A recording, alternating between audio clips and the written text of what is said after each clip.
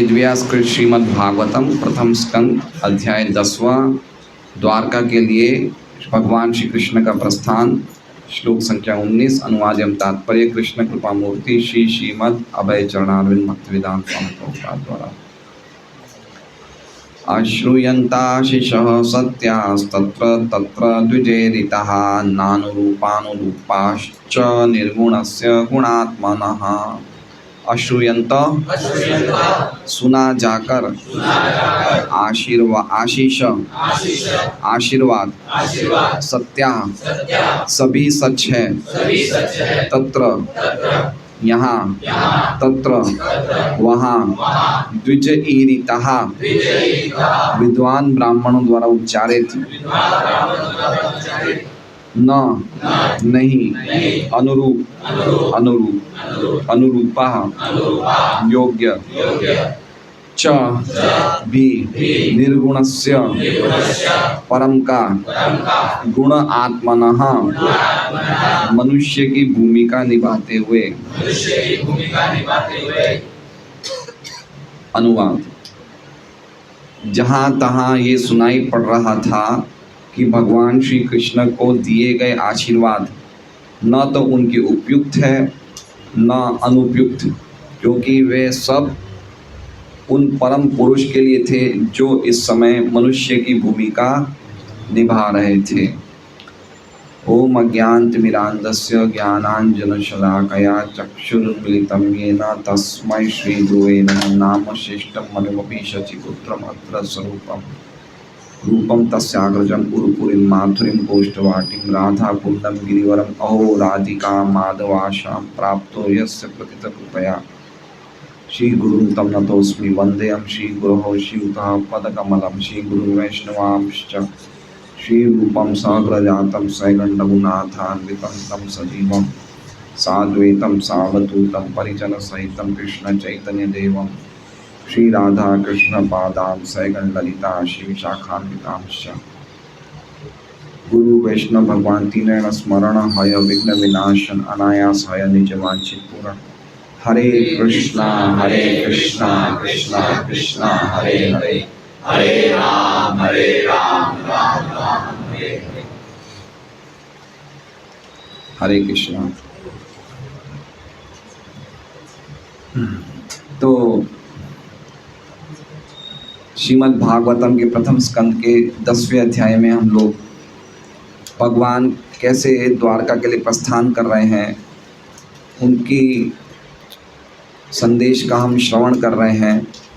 विशेष रूप से भगवान हस्तिनापुर से जा रहे हैं और श्लोक संख्या 15 से 19 की 5 श्लोकों में भगवान का किस प्रकार स्वागत होता है। स्वागत मतलब वो जा रहे हैं तो किस प्रकार उनका सम्मान कर रहे हैं, वो हमने देखा कि कैसे 15वें श्लोक में शंख बजाए गए, मृदंग बजाए गए, नगाड़े बजाए गए, भेरी बजाई गई, और फिर 16वें श्लोक में शायद मेरे हिसाब से क्या था, हाँ 16वें श्लोक में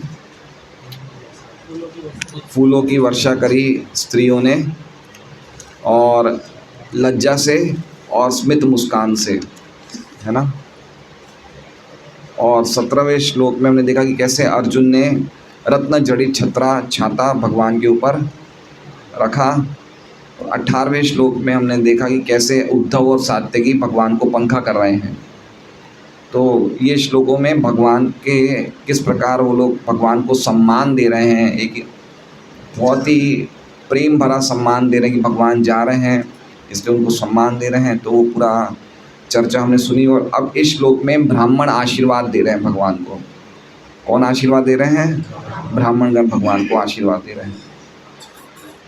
तो क्या आशीर्वाद दे रहे हैं और भगवान पे किस प्रकार वो आशीर्वाद उपयुक्त भी है, योग्य भी है,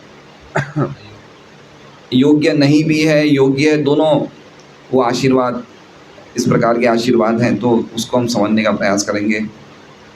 थोड़ा सा क्या कहते हैं, फिलोसॉफिकल श्लोक है ये, तो हमें बहुत ही आकर्षक लगेगा ये श्लोक इसे सुनने में। अश्रूयन्त मतलब सुने जा रहे थे, अश्रूयंत मतलब सुने जा रहे थे। क्या सुने जा रहे थे? आशीष मतलब आशीर्वाद सुने जा रहे थे। आशीर्वाद किस प्रकार के थे? सत्य थे। जो भी आशीर्वाद दिए जा रहे थे वो क्या थे? वो सब कुछ सत्य थे, है ना। कहाँ दिए जा रहे थे? तो कह रहे हैं तत्र तत्र, इधर उधर। इधर उधर मतलब जहाँ जहाँ भगवान जहाँ जहाँ से निकल रहे थे वहाँ पे ब्राह्मण गण आशीर्वाद दे रहे थे। कौन दे रहे थे? तो कह रहे हैं द्विजे ऋता। द्विजे मतलब ब्राह्मण, द्विज द्विज ज मतलब जन्म लेना, द्विज मतलब जो दूसरी बार जन्म लेता है। द्विज का अर्थ होता है ब्राह्मण, है ना। पहला जन्म होता है शूद्रों का, दूसरा जन्म होता है ब्राह्मणों का। तो द्विज मतलब पक्षी को भी द्विज बोलते हैं, है ना।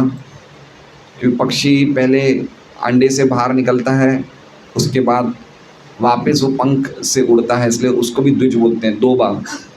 तो इसी प्रकार से ब्राह्मण को द्विज मतलब उनका दूसरा जन्म होता है। तो हम सबको द्विज बनना चाहिए। पहला जन्म तो पशुओं का भी होता है,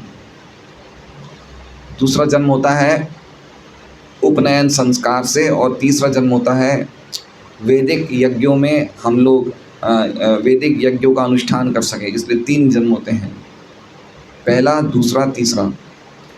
हमारी प्रणाली में दूसरा जन्म होता है हरि नाम दीक्षा के द्वारा। तो हरि नाम दीक्षा अगर हमने ली है तो हम लोग द्विज हैं, हमारा दूसरा जन्म हुआ है। किनके द्वारा हुआ है? पिता कौन है? गुरु है। और माता कौन है? वेद है। वेद माता गायत्री। माता कौन है? वेद है। पिता कौन है? गुरु है। तो पहला जन्म शरीर का होता है जो हमारे भौतिक माता पिताओं द्वारा होता है, और कुत्तों को भी, बिल्लियों को भी भौतिक माता पिता मिलते हैं। इसलिए कोई भी इन योनि में ये माता पिता तो सबको ही मिलेंगे, लेकिन मनुष्य जीवन तभी माना जाएगा जब उनका दूसरा जन्म होगा गुरु और वेदों के द्वारा, गुरु और शास्त्रों के ज्ञान के द्वारा। तो द्विजय ईरिता। ईरिता मतलब उन्होंने उच्चारण किया, उन्होंने उच्चारित किया।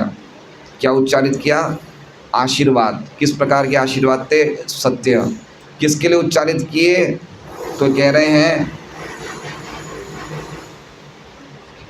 निर्गुणस्य गुणात्मनः। और उसके पहले क्या कह रहे हैं? नानुरूपा। नानुरूप मतलब अनुरूप, मतलब योग्य, और ना मतलब नहीं। वो योग्य नहीं थे। योग्य मतलब उनको सूट नहीं करते थे। आप समझ रहे हैं? सूट नहीं करते थे मतलब जैसे मान लीजिए कि कोई माता के 10 लड़के हों और उनको कोई आशीर्वाद मिले कि आप पुत्रवती बनो, तो पुत्र तो ऑलरेडी है, तो सूट थोड़ी करे ये। आप समझ रहे हैं? तो इसमें कह रहे हैं कि अब ब्राह्मणों ने ऐसा कहा कि कृष्ण को ऐसा कह रहे हैं सुखी हो, विजय हो, तो उन पे क्या लागू पड़ता है? वो तो निर्गुण है। पहला शब्द क्या है?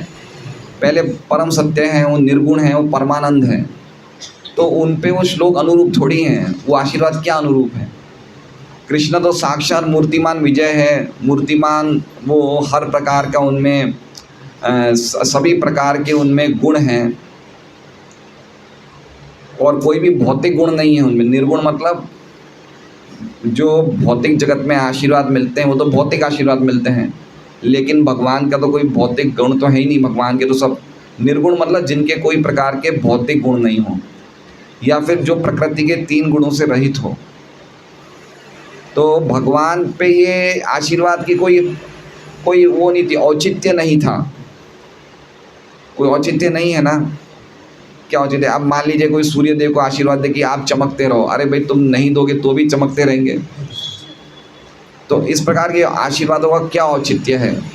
उसी प्रकार से भगवान तो निर्गुण है, परमानंद है, तो उनको ये आशीर्वाद अनुरूप नहीं थे, इसलिए कह रहे हैं नानुरूपा। लेकिन फिर कह रहे हैं अनुरूपा। अनुरूपा मतलब योग्य भी हैं। योग्य क्यों है? क्योंकि गुणात्मना। गुणात्मना मतलब वो है तो परम सत्य, लेकिन मनुष्य जैसी, मानवी जैसी लीलाएं कर रहे हैं, इसलिए योग्य भी है। समझ रहे हैं बात को? एक तरफ तो निर्गुण है, परम सत्य है, परमानंद है, उन्हें कोई आशीर्वाद की जरूरत नहीं है, तो कह रहे हैं ना अनुरूपा, अनुरूप नहीं थे वो आशीर्वाद। और एक तरफ यद्यपि वो परम सत्य हैं, लेकिन फिर भी वो मनुष्य जैसी लीलाएं कर रहे हैं। तो मानवी लीलाएं कर रहे हैं, तो वो फिर मानव की तरह कार्य कर रहे हैं। तो जब वो मानव होते तो ये देखना चाहिए कौन सी जाति में है, तो कह रहे हैं क्षत्रिय जाति में है या वैश्य जाति में, तो फिर ब्राह्मण ऊँचे हुए नहीं हुए, फिर तो आशीर्वाद योग्य है नहीं है। भाई 4 वर्ण में ब्राह्मण श्रेष्ठ होते हैं, तो फिर तो ब्राह्मण आशीर्वाद दे रहे, फिर तो योग्य है ही है। तो एक तरह से न भी योग्य है, नहीं भी योग्य है, और एक तरह से योग्य भी है। तो समझ गए श्लोक है कि द्विजगण आशीर्वाद दे रहे थे, सच्चे सच्चे आशीर्वाद दे रहे थे, इधर उधर जहाँ जहाँ भगवान जा रहे थे, और वो भगवान को दिए गए आशीर्वाद अनुरूपी थे और नहीं अनुरूपी थे। अनुरूप इसलिए थे क्योंकि भगवान मानवीय लीलाएं कर रहे हैं, इसलिए अनुरूप थे, और नहीं अनुरूप इसलिए थे कि वो परम सत्य निर्गुण है, उन पे कोई आशीर्वाद, उन पे कोई लागू पड़ता ही नहीं है, इसलिए वो अनुरूप नहीं भी थे। तो श्रीधर स्वामी की हम टीका पढ़ेंगे। कृष्ण भगवान के विषय में आशीर्वाद सत्य है। अब आशीर्वाद सत्य मतलब जो कुछ भी ब्राह्मणों ने बोला वो सत्य है, समझ रहे हैं बात को। जैसे ब्राह्मणों ने कहा कि आप सुखी रहो, तो चलिए भगवान सुखी तो है ही, लेकिन सत्य तो बोल ही रहे हैं, गलत थोड़ी बोल रहे हैं। आप विजय भवो, आप जीते रहो, तो भगवान आयुष्मान है, भगवान तो कभी मरते ही नहीं है, तो आशीर्वाद तो सत्य ही है। यद्यपि वो उन पे उपयुक्त नहीं है, लेकिन फिर भी आशीर्वाद तो सत्य ही है। तो श्रीधर स्वामी कह रहे हैं श्री कृष्ण भगवान के विषय में जो भी आशीर्वाद बोले गए वो सब सत्य हैं, लेकिन ये आशीर्वाद योग्य भी हैं और अयोग्य भी हैं, क्योंकि भगवान तो निर्गुण परमानंद स्वरूप हैं। तो सुखी हो वो आशीर्वाद की कोई योग्यता नहीं है। अब जो व्यक्ति परमानंद है, आशीर्वाद क्यों दिया जाता है?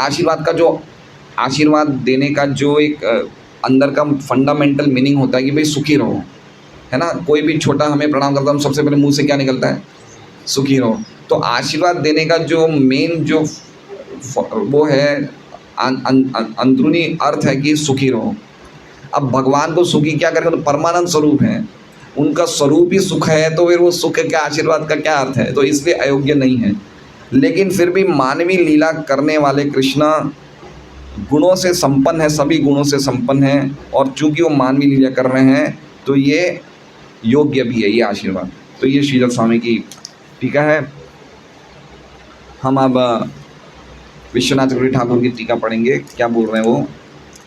ये जो आशीर्वाद जो ब्राह्मणों ने दिए ये सत्य थे, क्योंकि भगवान कभी भी इन वचनों से कभी भी विचलित नहीं होते हैं। ठीक है, जो भी ब्राह्मणों ने आशीर्वाद दिया वो सब भगवान पे लागू होते हैं, वो गुण सब भगवान में है, इसलिए वो आशीर्वाद सत्य थे। लेकिन ये आशीर्वाद अयोग्य भी थे और योग्य भी थे। भगवान के तत्व के रूप से, कौन से रूप से?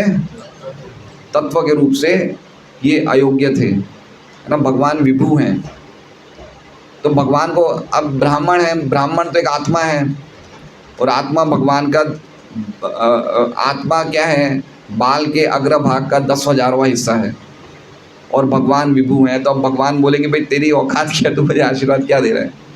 तो विभु की दृष्टि से, शक्ति की दृष्टि से, पावर की दृष्टि से, तत्व की दृष्टि से ये आशीर्वाद जो थे वो योग्य नहीं थे। क्योंकि अगर भगवान ऐसा बोलते हैं सुखी रहो, तो वो व्यक्ति के लिए ये आशीर्वाद क्या योग्य होगा जो वास्तव में निर्गुण है और जो परमानंद से भरा हुआ है। जो व्यक्ति, जो भगवान परमानंद से भरे हुए हैं, आध्यात्मिक आनंद से भरे हुए हैं, वो कभी दुखी होते ही नहीं हैं, तो उनके लिए सुखी रहो आशीर्वाद का क्या मतलब निकलता है? तो एक तरह से अयोग्य था। लेकिन माधुर्य के भावना से, माधुर्य मतलब ब्राह्मण भगवान के शुद्ध भक्त थे, तो उनमें वात्सल्य का भाव था। तो वात्सल्य के भाव से और माधुर्य की दृष्टि से वो सब आशीर्वाद योग्य थे, क्योंकि भगवान के पास सभी प्रकार के गुण हैं। इसलिए लिखा है गुणात्मनः। गुणात्मा मतलब भगवान सर्व गुण संपन्न है। गुणात्मा का शब्द समझ रहे हैं अर्थ? गुण मतलब गुण, और आत्मना मतलब सभी गुणों के आत्मा भगवान हैं। जैसे एक शब्द बोला जाता है कि सभी आत्माओं के आत्मा परमात्मा है, तो उसी प्रकार से सभी गुणों के आत्मा भगवान हैं। तो जैसे एक गुण होता है, गुण को एक उदाहरण देते हैं, एक गुण होता है कृपा। तो हम सब भी कृपा करते हैं, है ना। हमें भी कृपा किसी ना किसी पे आती नहीं आती है, लेकिन हमारी कृपा क्या है? लिमिटेड है। लिमिटेड मतलब वो एक लिमिट तक ही कार्य कर सकते हैं हम। लेकिन भगवान क्या है? भगवान साक्षात मूर्तिमान कृपा स्वरूप ही है। है ना। जैसे प्रेम है, हम भी प्रेम करते हैं, लेकिन भगवान तो मूर्तिमान प्रेम स्वरूप ही है। वो गुणों, वो जो गुण है वो गुण ही भगवान का स्वरूप है। समझ रहे हैं बात को। हमारे पास वो गुण थोड़ी सी क्वांटिटी में है, लेकिन भगवान के तो वो गुण, भगवान वो गुणों का ही स्वरूप भगवान ने धारण किया है। इसलिए भगवान का एक नाम है प्रेम तनु। क्या नाम है? भगवान का शरीर ही प्रेम रूपी है। तो सभी गुणों से संपन्न भगवान है। इसलिए भगवान के पास आध्यात्मिक गुण हैं, जिन आध्यात्मिक गुणों के द्वारा और ब्राह्मणों के प्रेम के द्वारा भगवान वश में होते हैं। कहने का तात्पर्य है कि भगवान ब्राह्मणों के आशीर्वाद से बड़े प्रसन्न होते हैं। इसलिए भगवान का नाम है ब्रह्मण्य देवय देव, नमो ब्रह्मण्य देवाय। तो ब्राह्मण अगर आशीर्वाद देते तो भगवान को बड़ा आनंद आता है, और भगवान सचमुच सोचते हैं कि मैं, ब्राह्मणों ने कहा है तो मैं सुखी होऊंगा। किन्होंने कहा है? ब्राह्मणों ने कहा है। तो ब्राह्मणों की इतनी इज्जत भगवान करते हैं। ये कौन सा गुण है भगवान का? ये निर्गुण स्वरूप नहीं है, ये भगवान के आध्यात्मिक गुण है ना। निर्गुण मतलब उन पे कोई भौतिक गुण नहीं है, इसलिए आशीर्वादों की कोई जरूरत नहीं है। लेकिन भगवान के पास भौतिक गुण नहीं है, इसका ये नहीं कि गुण है ही नहीं। कुछ निर्विशेषवादी ऐसे कहते हैं कि वो तो निर्गुण है, उसमें तो कोई गुण ही नहीं है, वो निराकार है, वो निर्गुण है। लेकिन निर्गुण निराकार का अर्थ हुआ कि उनके कोई भौतिक आकार या भौतिक गुण नहीं है। ऐसा नहीं है कि उनके पास आध्यात्मिक आकार या आध्यात्मिक गुण नहीं है। तो जो निर्गुण है वो भौतिक गुण नहीं है, जो गुणात्मन है वो उनके आध्यात्मिक गुण हैं। तो आध्यात्मिक गुण में भगवान अपने भक्तों के प्रेम के वश होते हैं। ब्राह्मण उनके सब भक्त थे, तो जब ब्राह्मणों ने उन्हें आशीर्वाद दिया तो भगवान बड़े बड़े खुश हुए। क्या हुआ कि भाई मुझे ब्राह्मणों ने आशीर्वाद दिया है, अब मैं सुखी हो जाऊंगा, है ना। तो भगवान ऐसी, भगवान की लीला, मानवीय लीला ऐसी तो है। आप देखिए यशोदा माँ भगवान को बोलते हैं तू टाइम पे खाया कर, नहीं तो तू मर जाएगा। तो ये मानवीय लीला है नहीं है? तो हम समझ सकते हैं। नंद महाराज पूछते हैं एस्ट्रोलॉजर से कि इसकी रेखा देखो, बड़े होके खेती करेगा, क्या करेगा ये बताओ। तो भगवान की मानवीय लीलाओं में क्या है? उनके पास सब आध्यात्मिक गुण हैं। इसलिए आध्यात्मिक गुणों की दृष्टि से ये सब आशीर्वाद योग्य हैं, क्योंकि भगवान उन आशीर्वादों को स्वीकार करते हैं, है ना। जैसे मधुमंगल है, मधुमंगल भगवान को क्या कहते हैं कि मैं तुझे, तू मुझे लड्डू देगा तो मैं तेरी क्या कराऊंगा, कुछ है, शादी करवा दूंगा किससे, कुछ ऐसा कुछ है, पहले मुझे लड्डू दे, मैं ब्राह्मण हूँ। तो भगवान उन बातों को एक्सेप्ट करते हैं, भगवान उन बातों को बहुत ही प्रसन्नता से स्वीकार करते हैं। आप देखेंगे चैतन्य चैतन्य में भी, जब भगवान चैतन्य महाप्रभु जगन्नाथपुरी से दक्षिण भारत जाते हैं तो जाते टाइम सार्वभौम भट्टाचार्य से आशीर्वाद मांगते हैं कि आप मुझे आशीर्वाद दीजिए। यद्यपि वो स्वयं सन्यासी थे और सार्वभौम भट्टाचार्य ब्राह्मण थे, लेकिन ब्राह्मणों के आशीर्वाद की इतनी कीमत है भगवान के हृदय में। तो ये भगवान का माधुर्य है, जिससे कि वो भगवान इन आशीर्वादों को सत्य स्वीकार करते। तो उस हिसाब से आशीर्वाद बिल्कुल सत्य हैं, ये सब आशीर्वाद बिल्कुल सही हैं, क्योंकि ये भगवान इन आशीर्वादों के जवाब में बोलते हैं कि मैं आपके आशीर्वादों से सुखी हो गया। ये भगवान के गुणों का विश्लेषण करते हैं, क्योंकि भगवान के ये गुण कभी भी झूठे नहीं हैं। और एक तरह से देखा जाए तो कृष्ण विषय भी है, आश्रय भी है। ये विषय और आश्रय समझ रहे हैं? विषय मतलब जो भी भक्त दास्य, सख्य, वात्सल्य, ये माधुर्य भाव में भगवान की, या कोई हम जैसे साधक भक्त, हम लोग क्या हैं? आश्रय हैं। और विषय कौन है? कृष्ण है। विषय मतलब समझ रहे हैं? हमारा भक्ति के ऑब्जेक्ट, हमारा विषय क्या है। जैसे हम बोलते हैं ना, आपने कौन सा विषय लिया, तो बोलते हैं मैंने कॉमर्स लिया, मैंने साइंस लिया। तो हम सब के विषय कौन है? कृष्ण। तो कृष्ण विषय है, लेकिन आश्रय भी कृष्ण है। क्यों? क्योंकि ये भक्तों की भी सेवा भगवान करते हैं, है ना। अर्जुन के लिए बने नहीं बने सारथी, युधिष्ठिर के संदेशवाहक बने, यशोदा के बेटे बने। तो भक्तों की भी बात भगवान मानते हैं। तो एक तरह से भक्त भी विषय हैं और एक तरह से भगवान भी विषय है। तो जैसे भक्तों को भगवान का विरह अच्छा नहीं लगता, उसी प्रकार से भगवान को भी भक्तों का विरह अच्छा नहीं लगता। अब देखिए क्या कह रहे हैं श्री विश्वनाथ चक्रवर्ती ठाकुर, क्या उन्होंने कहा है इस बात को कि भगवान में ये सब गुण होने के कारण जब वो भगवान भक्तों के विरह में जा रहे थे तो मन में दुखी हो रहे थे, इसलिए ब्राह्मण आशीर्वाद दे रहे थे सुखी हो। भाई भक्तों को छोड़ के जा रहे हैं ना भगवान, तो जैसे भक्तों को दुख होता है ऐसे भगवान को भी दुख होता है। ठीक है, तो ब्राह्मण को लगा कि भगवान दुखी हैं, भक्तों को जा रहे हैं छोड़ के, तो फिर क्या आशीर्वाद दे रहे हैं, सुखी रहो। भाई आप दुखी मत रहो, आप सुखी रहो। तो ये आशीर्वाद फिर बिल्कुल योग्य है। ठीक है, कि भगवान खुश हो गए कि हाँ भाई ब्राह्मण ने आशीर्वाद दिया, मैं सुखी हो जाऊंगा। तो ये बहुत ही सुंदर टीका है विश्वनाथ चक्रवर्ती ठाकुर की। अब हम प्रभुपाद जी का तात्पर्य पढ़ते हैं। तात्पर्य, जगह जगह भगवान कृष्ण को आशीर्वाद देने के उद्देश्य से वैदिक ध्वनियाँ हो रही थी। ये आशीर्वाद, जैसे मैंने कल ही पढ़ा, भगवान गोवर्धन पर्वत उठाते हैं तो 7 दिन सब ब्रजवासी 7 दिन गिरिराज जी के नीचे रहे, है ना। अब देखिए जब वापस पर्वत भगवान 7 दिन के बाद जब इंद्र अपने बादल वापस खींच लेते हैं तो भगवान वापस गोवर्धन जी को नीचे रख देते हैं।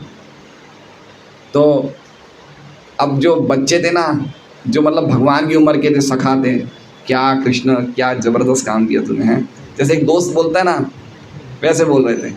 जो बड़े थे वो क्या बोल रहे थे, कहीं थका तो नहीं, सब सही तो है, थकान वकान हुई तो बता। मतलब वो ऐसा सोच रहे थे कि भाई इसने कोई बड़ा काम किया, इसलिए थका तो नहीं ना। भाई बड़ा वात्सल्य बच्चे के लिए कैसे, भाई तू थक गया होगा।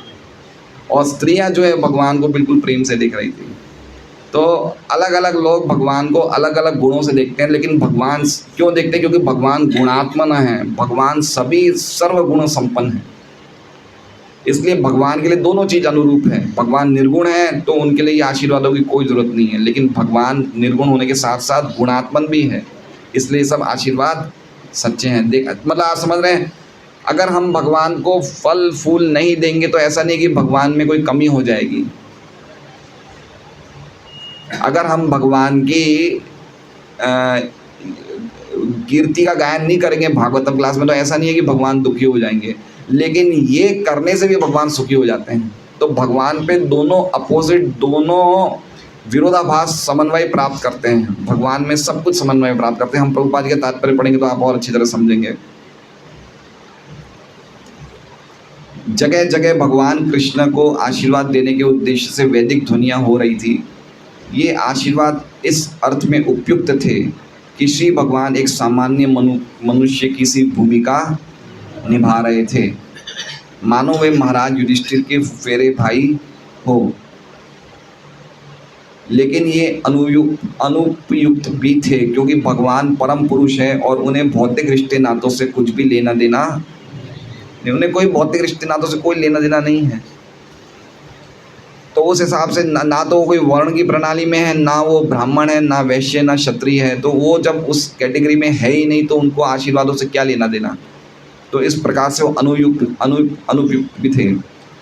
वह तो निर्गुण अर्थात भौतिक गुणों से रहित है, फिर भी वे दिव्य गुणों से ओतप्रोत है। ठीक है, ये आ गया चौथी लाइन का, भौतिक गुणों से रहित है फिर भी दिव्य गुणों से ओतप्रोत है ना। जो निर्विशेषवादी होते हैं वो आधी तरीके से ही भगवान को बताते हैं, पूर्ण तरीके से नहीं बताते हैं। वो उनमें कोई गुण है ही नहीं, गुण नहीं है, लेकिन भौतिक गुण नहीं है, लेकिन आध्यात्मिक गुण तो है ही भगवान में। दिव्य जगत में कुछ भी विरोधाभासी नहीं होता, जबकि इस सापेक्ष जगत में हर वस्तु का विरोधी होता है। समझ रहे हैं, सापेक्ष मतलब रिलेटिव वर्ड, रिलेटिव मतलब यहाँ पे द्वैत है। जैसे मान लीजिए कि आपके जीवन में सुख आया है ना तो दुख भी आएगा, सुख है तो दुख भी आएगा। अगर आपके जीवन में आपको यश मिलता है तो अपयश भी मिलेगा। अगर आपके साल में 3 महीने सर्दी के आते तो 3 महीने गर्मी के भी आएंगे। तो इसे कहते हैं रिलेटिविटी, सापेक्ष। यहाँ पे 2 चीज़ें अपोजिट होती है। जैसे सफ़ेद का अपोजिट क्या होता है, काला। तो हर प्रकार हर चीज़ का यहाँ पे एक अपोजिशन होता है। ठीक है, लेकिन लेकिन दिव्य जगत में कुछ भी विरोधाभासी नहीं होता, जबकि इस सापेक्ष जगत में हर वस्तु का विरोधी होता है। उदाहरणार्थ, इस सापेक्ष जगत में श्वेत का विलोम शाम होता है। एक सिंपल वर्ड, सापेक्ष जगत का रिलेटिविटी मतलब समझ रहे हैं। रिलेटिविटी का अर्थ क्या होता है कि आपको अभी गर्मी अच्छी नहीं लगती है, लेकिन सर्दियों में यही गर्मी अच्छी लगेगी। समझ रहे बात को? आपको 7-8 साल पहले 2000 रुपये का नोट अच्छा लगता था, लेकिन आज 2000 रुपये का नोट आपको अच्छा नहीं लगेगा। इसे कहते हैं रिलेटिविटी। रिलेटिविटी मतलब ये कुछ कंडीशंस पे लागू होता है, हमेशा एक स्थिति बनाए नहीं रखता है। ठीक है।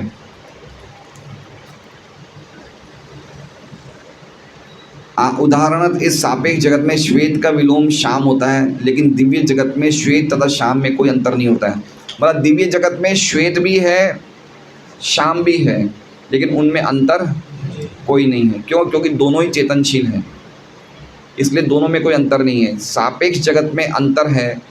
सफ़ेद कपड़े पहनने से हमें गर्मी कम लगती है, क्योंकि सफ़ेद कपड़े क्या है, गर्मी को रिफ्लेक्ट करते हैं, बाहर निकाल देते हैं। लेकिन अगर हम काले कपड़े पहनेंगे तो हमें गर्मी ज़्यादा लगेगी।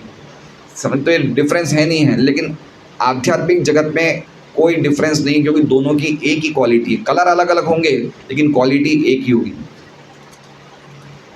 अतः परम पुरुष के प्रसंग में यत्र तत्र विद्वानों ब्राह्मणों द्वारा उच्चारित आशीर्वादात्मक ध्वनियाँ विलोम लग रही थी, लेकिन जब वह परम पुरुष पर लागू होती है तो सारा विरोधाभास दूर हो जाता है और वे दिव्य बन जाती है। ठीक है। अब विलोम लग रही थी मतलब एक तरफ निर्विशेषवादी बोलेंगे कि भाई इन आशीर्वादों की क्या ज़रूरत है, वो तो उसका तो कोई रूप नहीं है, और भक्त बोलेंगे आशीर्वाद तो बड़े अच्छे योग्य हैं। तो दो चीज़ें विलोम है, लेकिन जब दो विलोम चीज़ें भगवान पे आती है तो वो विलोमता ख़त्म हो जाती है।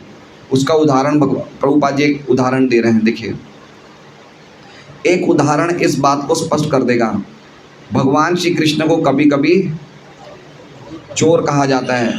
अपने शुद्ध भक्तों में वे माखन चोर के नाम से अत्यधिक प्रसिद्ध है। वे बचपन में वृंदावन में अपने पड़ोसियों के घरों से माखन चुराते थे, तब से वे चोर रूप में प्रसिद्ध हैं। लेकिन चोर के रूप में प्रसिद्ध होने पर भी उनकी चोर के रूप में पूजा की जाती है, जबकि सांसारिक जगत में चोर की कभी प्रशंसा नहीं की जाती और उसे दंडित किया। अब समझिए, आप देखिए, ध्यान से समझिए कि भगवान परम मंगल हैं।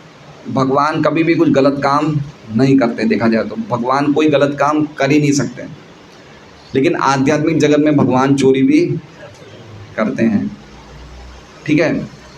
तो ये कैसे संभव है? ये दो चीज़ें विलोम हैं, अपोजिट है नहीं है। एक तरफ भगवान गलत काम करते ही नहीं हैं, एक तरफ भगवान कहते हैं, क्या कहते हैं भगवान, क्या क्या कहते हैं, चाणक्य पंडित क्या बोल रहे हैं, पर नारीषु मात्रवत परदार्शु, और दूसरा वाला लाइन क्या है, पर द्रव्येषु लोष्टवत। दूसरे के द्रव्य क्या है, दूसरे का धन मतलब पत्थर के समान समझना चाहिए, शास्त्र ये बताते हैं हमें। लेकिन भगवान चोरी कर रहे हैं, तो विलोम है नहीं है। लेकिन जब ये भगवान से संबंधित होता तो ये विलोमता खत्म हो जाती है। इसलिए भगवान चोरी कर रहे हैं तो भी हमें वो अच्छी, क्योंकि भगवान पे चोर चीज कार्य, चोर जो एडजेक्टिव है कार्य नहीं कर पाता है भगवान पे, तो उनकी चोरी भी हमें अच्छी लगती है। ठीक है। जैसे भगवान का नाम है नवनीत तस्कर। तस्कर मतलब समझे आप, तस्कर मतलब स्मगलर। तो भगवान चोरी भी करते हैं, स्मगलिंग भी करते हैं, गोपियों को छेड़छाड़ भी करते हैं, उनके वस्त्र भी उतार लेते हैं। अब ये चीज़ें क्या लगता है, ये बताइए कैसे लगता है ये चीज़? मान लीजिए कि मिश्र भगवान प्रभु भाग्यश्री के लिए लड़का देखने जाते हैं और लड़के वाले से पूछा कि बेटा, लड़के से पूछा कि तुम्हारी दिन भर की तुम करते क्या बताओ। तो लड़के के माँ बाप बोलेंगे सुबह तो चोरी करता है, दोपहर को स्मगलिंग करता है और रात को लड़कियों को छेड़छाड़ करता है। तो उस घर का पानी भी पियेंगे नहीं पियेंगे बताइए? और पानी भी पीना पसंद नहीं करेंगे, तुरंत उठ जाएंगे कि भाई ऐसे लड़के से हमारे थोड़ी शादी करनी है। चोरी करता है, स्मगलिंग करता है, लड़कियों से छेड़छाड़ करता है, लेकिन भगवान में ये सब गुण है तो हमें बहुत पसंद है ना। गोपी वृंदावन में वो सुबह सुबह बोलते हैं विभावरी शेषा आलोक्य प्रवेश, तो उसमें गोपी जना वस्त्रहारी भी बोला जाता है, कंस निषूदन भी बोला जाता है, नवनीत तस्कर भी बोला जाता है, और भगवान बड़े मुस्कुरा के सुन रहे हैं अपने गुण। तो ये सब गुण जो हैं ये भगवान पे बड़े सूट करते हैं, क्योंकि भगवान सभी प्रकार के आध्यात्मिक गुणों से संपन्न हैं। लेकिन ये सब जो गुण हैं हम पे जब आएंगे तो ये सब क्या है, ये सब जहरी बन जाएंगे। जैसे भगवान का गोपियों से जो प्रेम है वो कौन सा प्रेम है, वो है परकीय रस। भौतिक जगत आध्यात्मिक जगत में सबसे ऊंचा प्रेम भगवान का गोपियों से है, लेकिन यहाँ पे भौतिक जगत में कोई पराया पुरुष पराई स्त्री से प्रेम करता है तो वो सबसे हल्की चीज़ मानी जाती है। तो यही विलोम, दो विलोम है। भगवान पे जब आते हैं तो बिल्कुल सही हो जाते हैं, लेकिन हम पे जब आएंगे तो सही नहीं होंगे, क्योंकि हम निर्गुण नहीं हैं। हम निर्गुण नहीं हैं, हम पे तीनों गुणों का दूषण, हम पॉल्यूटेड हैं तीनों गुणों से। आप समझे, हम तीनों गुणों से इन्फेक्टेड हैं। कौन से तीन गुणों से इन्फेक्टेड है अमरा राम जी? सतोगुण, रजोगुण, तमोगुण से। लेकिन भगवान पे गुण काम कर ही नहीं पाते हैं, वो एक्ट नहीं कर पाते। इसलिए भगवान गीता जी में कहते हैं न माम कर्माणि लिम्पन्ति न में कर्म फलेस प्रिय, मेरे पे कोई भी कर्म एक्ट नहीं कर पाते। इसलिए भगवान पूरी तरह से अति शुद्ध हैं, उन पे कोई भी प्रकार का दोष नहीं लगता है। चाहे वो कुछ भी कार्य करें, वो अपने मामा कंस को मार दिया, रावण को मार दिया, लेकिन उनकी ये लीलाएं, उनकी पूजा की जाती है, इन लीलाओं में उनका गुणगान होता है। लेकिन सामान्य व्यक्ति ये नहीं कर सकता, क्योंकि वो करने जाता है तो तीनों गुणों से वो तीनों गुण उस पर कार्य करते हैं और वो दोषी माना जाता है। तो ये श्लोक का अर्थ है। तो बहुत अच्छा लगा ये श्लोक। कैसा लगा ये? कितना सुंदर श्लोक है ये, कि उपयुक्त है आशीर्वाद और अनुपयुक्त भी है आशीर्वाद। हरे कृष्ण। हाँ, भगवान भक्तों के साथ लीलाएं तो भगवान भक्तों के साथ ही करते हैं। हाँ,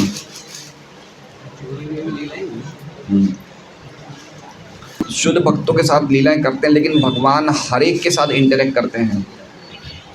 आप समझिए, जैसे अगर आपको कोई बात भगवान को बोलनी होगी तो हो सकता है वो बात कोई दूसरे अभक्त के मुंह से भी आपसे बुलवा लें। आप समझ रहे हैं?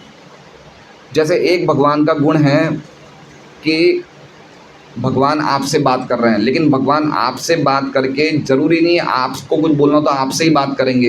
हो सकता है लायक सिंह जी के द्वारा आपसे बुलवा लें। मतलब बोलेंगे भगवान किन के द्वारा बोलेंगे?